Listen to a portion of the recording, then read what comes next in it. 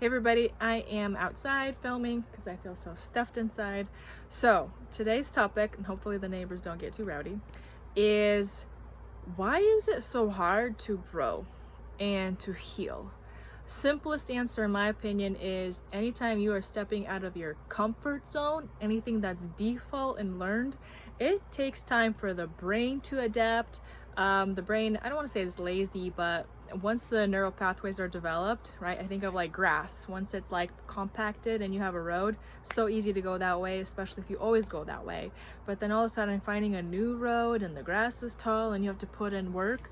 It's like breaking any bad habit or any habit in general. It's hard. It's hard to do something different, to go into a new pathway, especially if you are doing it by yourself. It's hard. You don't have much data. You're worried you're going to be alone. I think of like spiritual leaders talk about, or just, people, the concept of pioneers going out there and doing something new for the first time and being a trailblazer. That's not easy. Another thing is like people get criticized for being first to doing things different, and only until what, a couple years later, if not decades, people sometimes will recognize that person and say they were onto something, that's a good idea, or oh, now everybody does that, but back then that was so weird and that person was just ridiculed and shamed for being different or being weird. And so I think of people who are like visionaries and pioneers and creatives, they look strange, and honestly sometimes more power to them. And that you, if that's you, if God's trying to use you to break out of the norm, it's not easy, but man, so worthwhile when you step out of your comfort zone and be led, allow God to guide you into new zones. So again, the brain doesn't really like change. And then I also think about it like, generationally speaking, culturally speaking, you do the same thing over and over. Oh, that's so hard to do something different. You're going to be called an outcast, or you could be thrown out of the community. But here's the other thing I want to say when I work with clients. Sometimes they try the same thing over and over, in slightly different forms, but ultimately the same, behaviors, trying to get a certain result. And when it doesn't work, it's like the definition of insanity. Like, how many more times can you keep on maybe dating this type of person or trying to be friends with this person? You keep on getting rejected, you keep on being hurt, and you keep on going back to the same people or the same type of people. So that's so hard when you have to have the boldness to spread out, expand your territory, and step into new.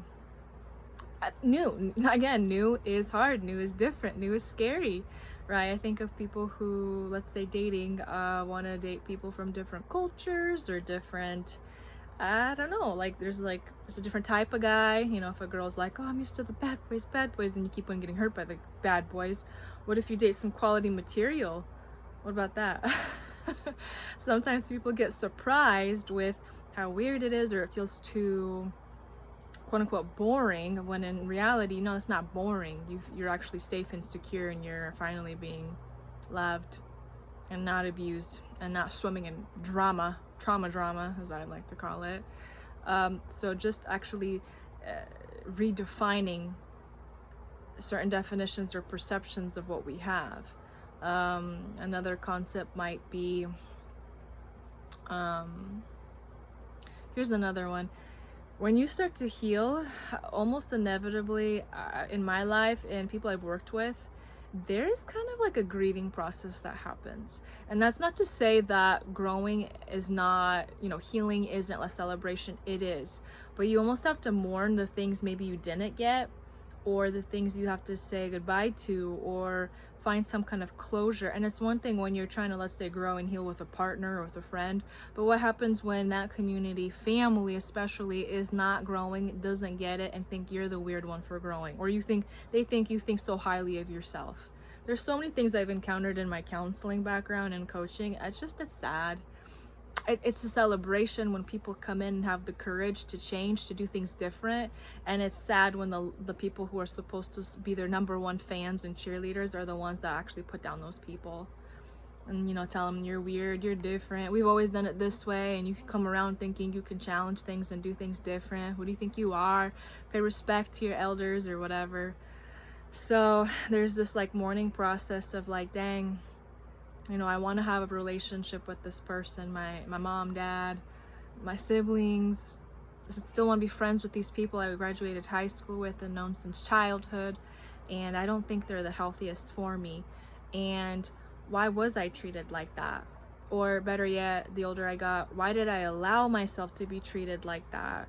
Why did I bring so much unnecessary pain, disconnecting, refinding your identity? What do I really believe about this? Hey, spiritual transformation, like a crisis hopefully is going to get you to a transformation, but you have to ask some hard questions. Where was God in this situation? Does God care?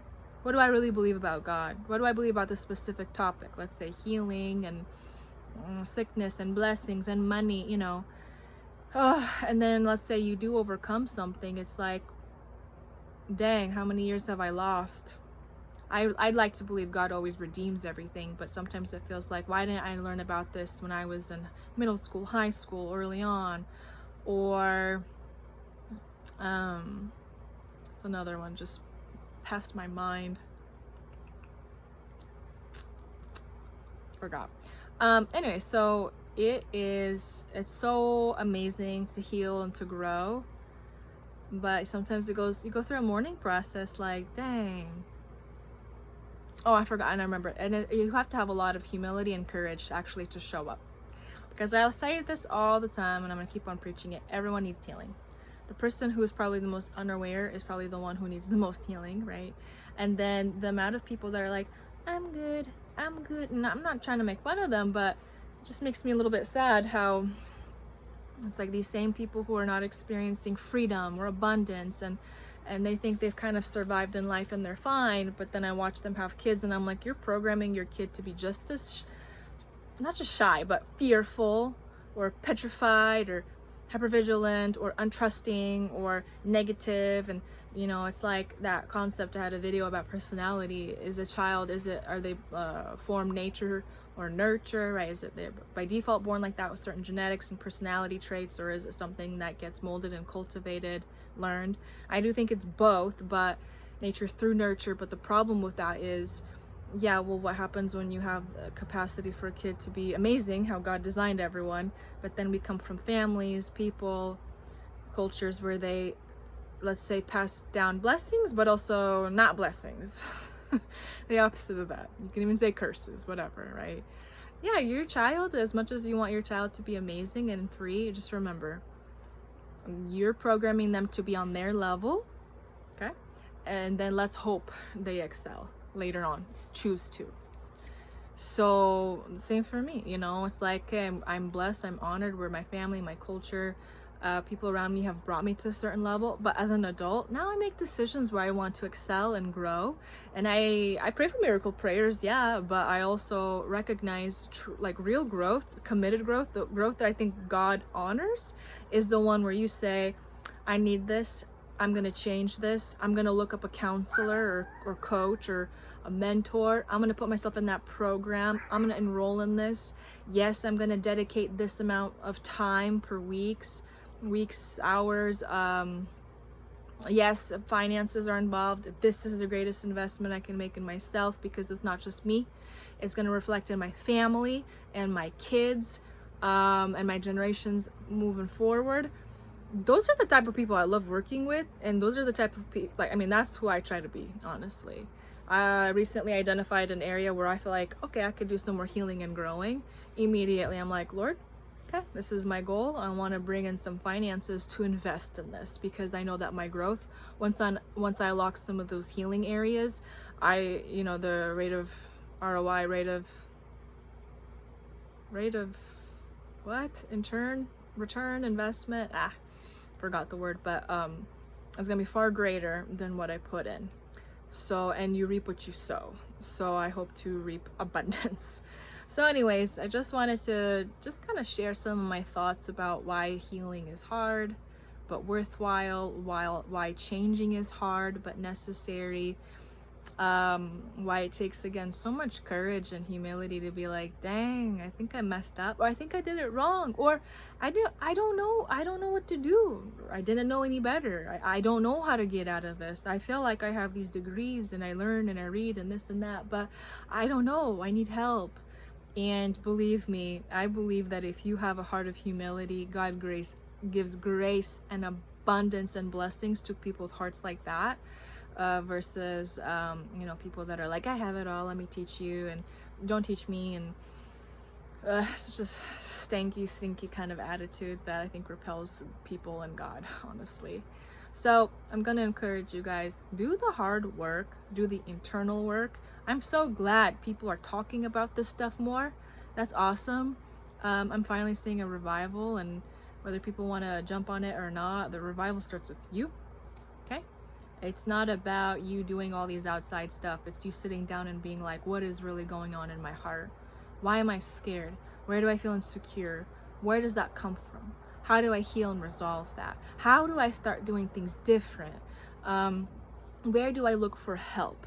And believe me, the Bible says, if you search, you'll find, okay? It's not like God to like see he has a kid that's open, willing to get help, and God's gonna, shove all resources away from you and blindfold you and make every good thing run away from you. That's not God, okay? That's not my God. So I just want to bless you guys all. Continue to receive the help, the growth opportunities. As I've said, I am currently taking some coaching clients. I take very small amounts of clients so I can invest a lot of my time and energy in them. So while I have an open window, do go for it. I have released my updated website that I just launched, brand new, YelenaTalks.com.